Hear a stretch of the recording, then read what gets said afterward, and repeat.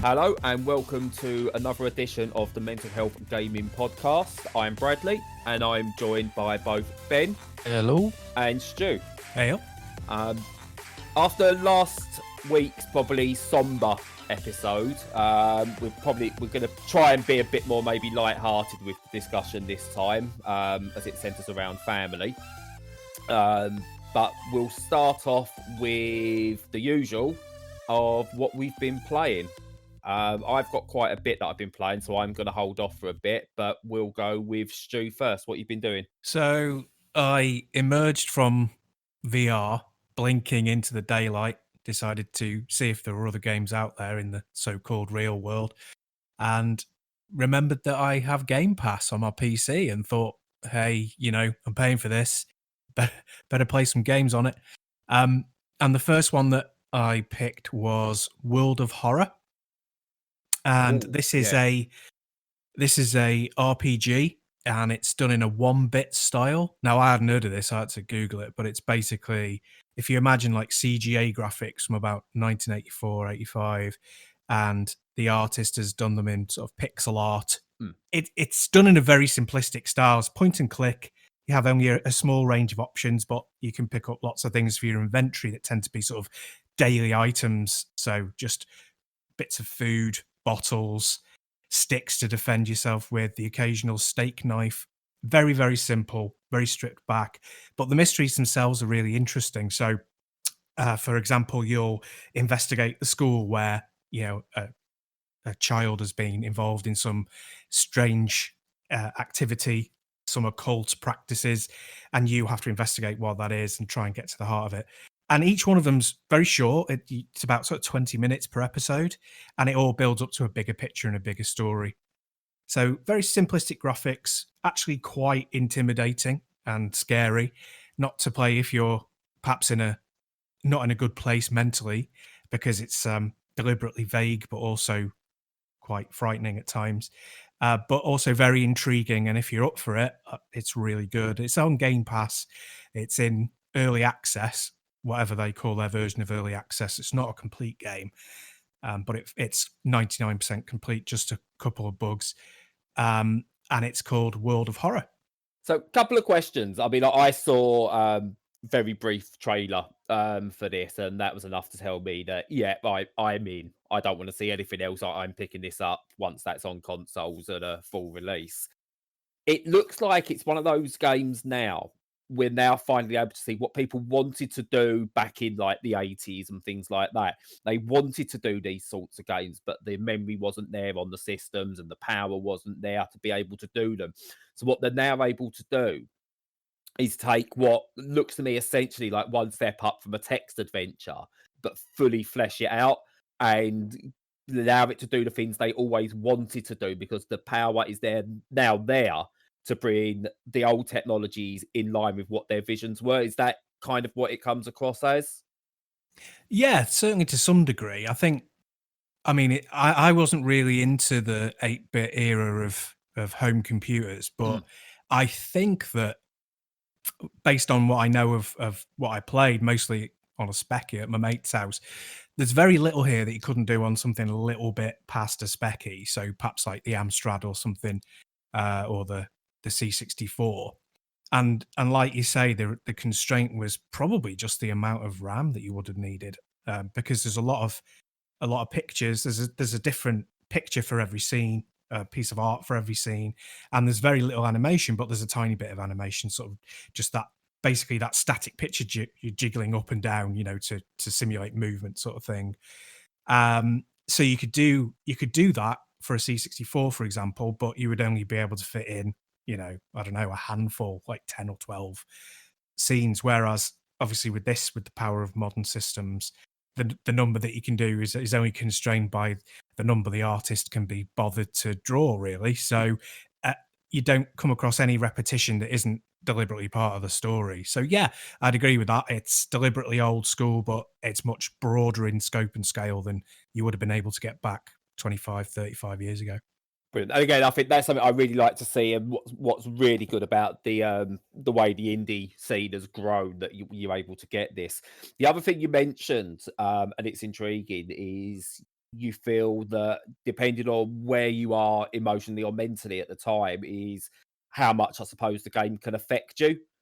In what way? What buttons is it pressing that you would have not concerns, but you if you was in a maybe a low state, you really shouldn't be playing it or anything like that. What causes that? Yeah, so there are cautions. There are sort of not red flags, but sort of yellow flags, amber flags, if you like, around it. And I think that I would say because the people are vulnerable in the game, and a lot of them are young people, and some of them have been hurt, cut, mutilated, that sort of thing. If there are any topics around that that would upset you in the normal course of affairs, then it's probably best to avoid. And there are sort of familial aspects as well of, people that you know and care about being in danger and being threatened or having had died. And the way that it presents them is not lurid or sensational, but the very fact that it's quite subtly done and nuanced actually makes it a bit more mature Yeah, and a little bit more the emotional impact be not incredibly impactful or strong, but subtle and a little bit kind of yeah, it's on the negative side of things from that perspective. yeah, So it's designed as a kind of psychological horror as much as it is as a body horror. And if it's the like of like Jacob's Ladder, if you've seen that film, it's yeah. on that kind of scale. If you don't feel emotionally ready to encounter that at the moment, I'd recommend staying away. Fair enough. Yeah, it's definitely one that has intrigued me. And I say as soon as that's out on consoles, I'll definitely be picking that up because if it's on PC Game Pass, I'd imagine we'll see that on Xbox Game Pass as well. So, Ben, are you able to lift the mood up slightly for World of Horror? Well, there will be a review up on the site very soon, but for the past few days, I have been playing a 2D novel stroke fighting game called Under Night In-Birth Exe Late Clear, just to give it its full rambling title. What I really, really liked about it, I think we obviously spoke a few times about Injustice 2 and how that's very good at bringing new people onto the game. It's got a very good onboarding system. This goes to an even greater level of depth. The tutorial mode on this game is staggeringly deep. You could come into this having never played a fighting game before, do the tutorial and actually be quite well versed in fighting game mechanics by the end of it. Once you get fighting, it's very fast paced, and again, it's beginner friendly. The default setting it's pretty easy. Like I went through arcade mode on my first go. I don't think I lost a round, so it's quite beginner friendly in that regard. Once you put the difficulty up or go online, that obviously all changes. What kind of fighting system does it have? Does it have dashes, and does it use like Street Fighter half circles, or is it a bit more like Blaze Blue or Guilty Gear? A lot of the inputs were very similar to Street Fighter.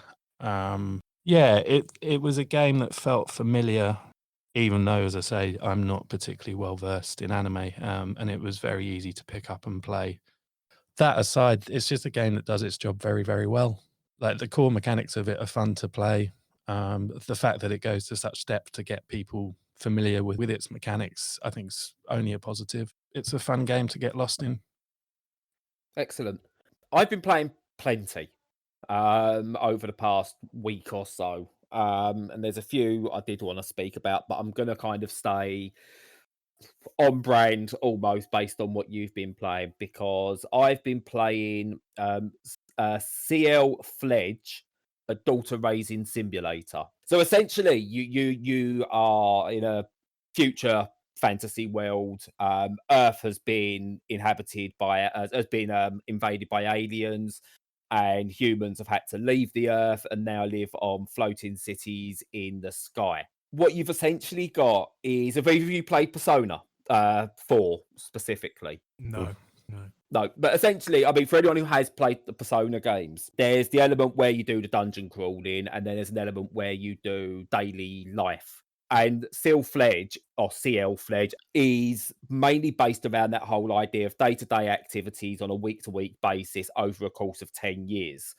But mixed in with this as well, there's almost a card battling match-free style game that is used to represent your class lessons or interactions with people. And it became a really weird game because there were points I was playing it, I didn't like it, but the story in it and the writing actually surprised me because I was invested in this girl I was trying to raise within the game. I was actually invested in how she turned out. It is a really, really good game. And again, it's another indie game that's doing interesting things. That's really cool. I mean, is it a Japanese game? They're Indonesian, the developers, Studio Namapa, they are called. So anyway, we'll move on to our main subject, is talking about how mental health affects those around us and specifically our families. Stu. Yeah, I mean, I occasionally have issues. I think that everybody has with their general mental health, but my wife has some issues that are sometimes very minor and sometimes quite acute. And before we go any further, it's just to say it's absolutely fine that I'm talking about this. My wife encourages me to talk about her issues because she wants exactly the same thing that we on this podcast want, which is to normalize as much as possible and just show that it's part of everyday life. And yeah, so she obviously faces some issues with her mental health that occasionally impact her very, very negatively. And when somebody's being impacted negatively like that, the first people who notice and often feel the effect are their family around them. Now, for me, the more I know about where she is and how she's feeling, the better I can cope with how she's feeling and then change things to make sure that she's in the best possible place that she can be. So I find that the limited things that I can do to help are cumulative. So the more I know, the better I can react.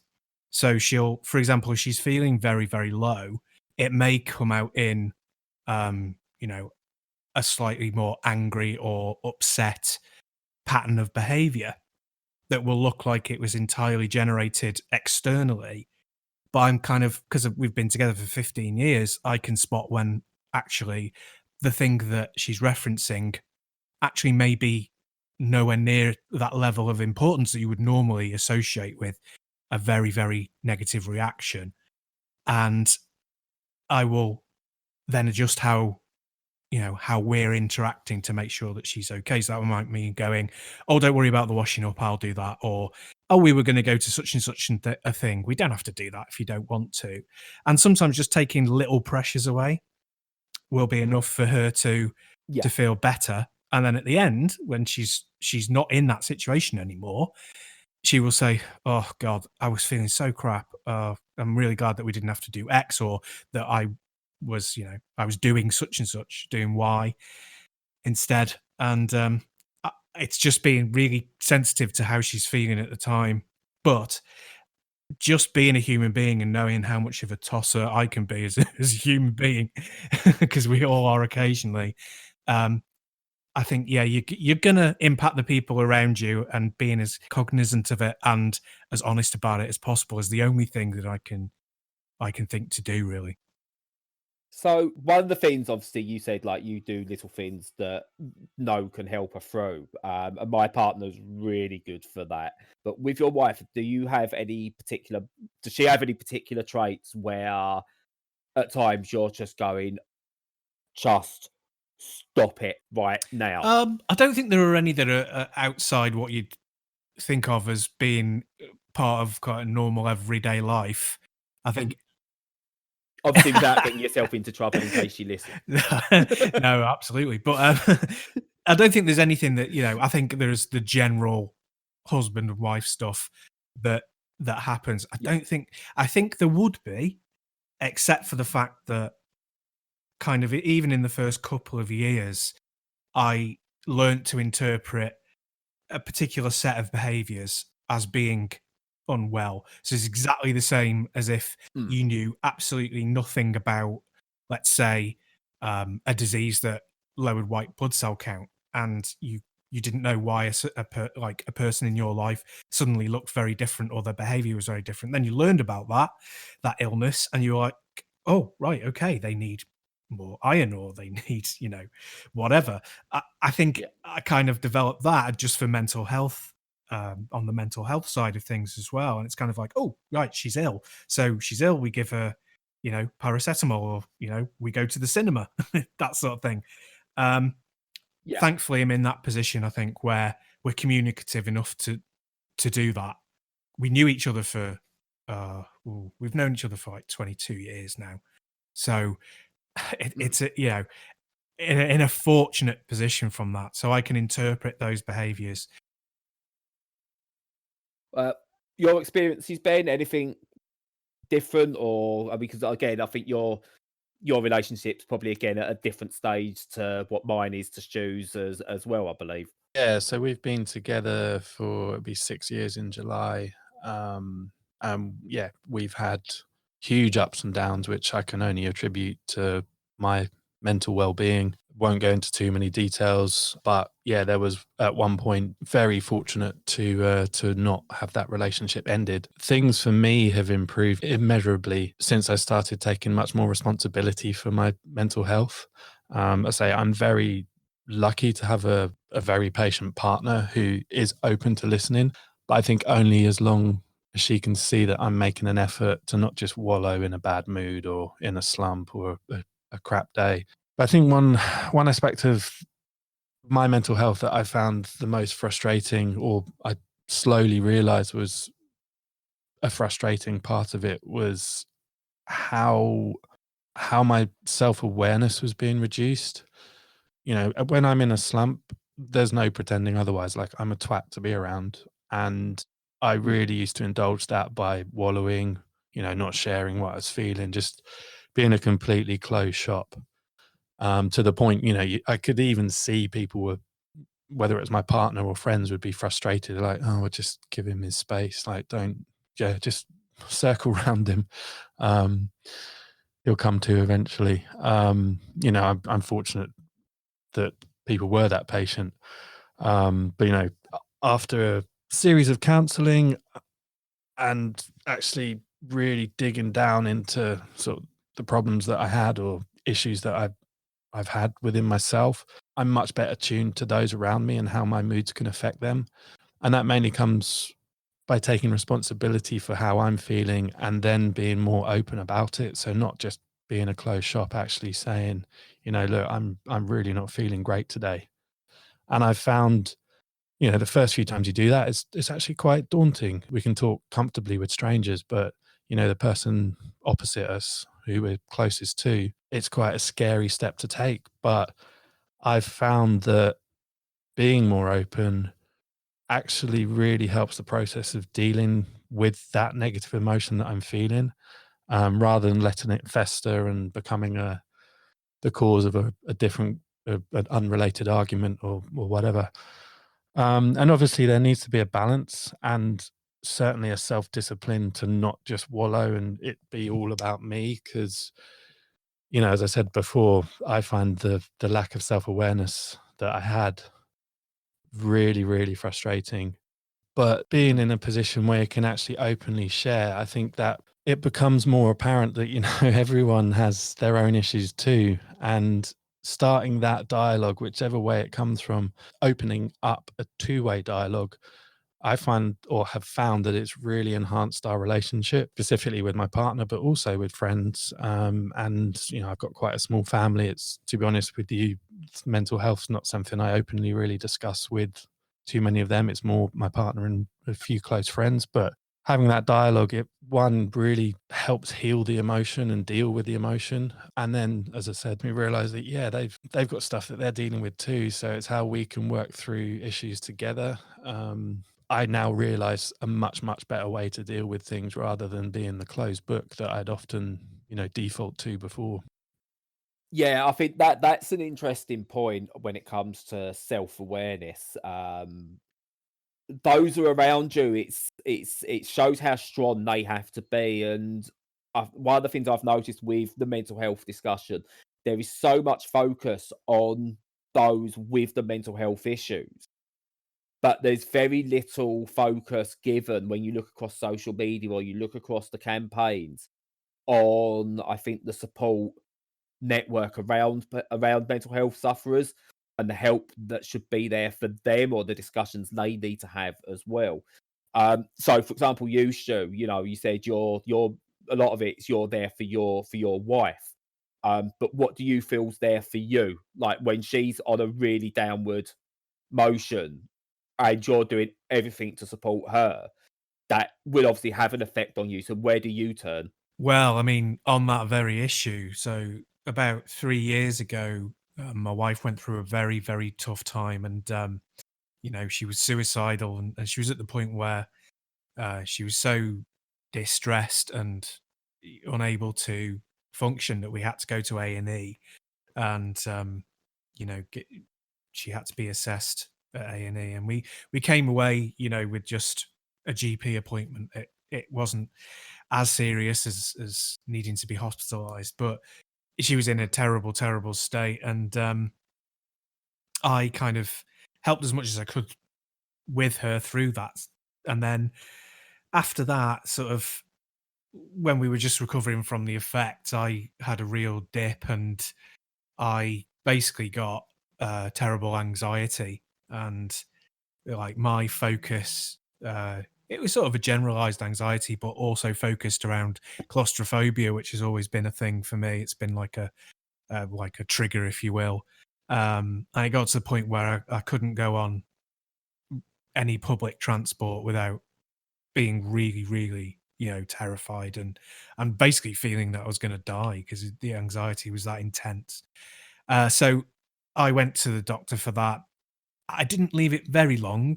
I think in terms of how quickly men tend to engage with mental health services, it wasn't very long. It was only like a couple of months, I think, but I should have done it sooner. Um, and that really, really helped. And time has sort of helped be a healer. Plus, also I was on some meds to help with the anxiety, and that really helped as well. Reaching out for it, I don't think I would have done it as quickly if I hadn't. I've learned so much positive stuff, from my wife and from my other experiences, but mainly from my wife about how beneficial it is to go to the doctor and tell them what sort of situation you're in. Um, if I had a recurrence of that, even 3 years on, I mean, the services available in the UK to people are underfunded and difficult to access and it will be very much based on your sort of geographic location, how good they are. But it really does flag up how important it is to be able to have that access to mental health professionals. But even if you don't, I would recommend, and I would do this myself if I found myself back in that situation, is, you know, tell people how you're feeling, the people that you trust, tell them how you're feeling, so that they recognize where you are in life at the moment. And also, use services like Samaritans. You don't have to phone up, you can email or text if you feel that just unburdening is something that will help as well. Even sort of shouting into the void, as it were, is sometimes a good thing. But expressing how you feel, particularly as you said, Ben, and not, I wouldn't have used the word wallowing, but I know it's a good and evocative word, but perhaps, re-engaging with the things that make you unhappy can be like a spiral and can cause a spiral. And just communicating to people if you feel you can sometimes get you out of that. So yeah, if I found myself in that situation again, I would definitely try and talk more. Yeah, again, it seems like all of us, I think, can attest to having a strong partner or family member with you is so beneficial to your mental health. It's just recognizing the signs not to abuse that For too sure. much. Excellent. So yeah, that's pretty much it for this week. Spoke a lot about Ciel Fledge. I've been playing plenty of games though.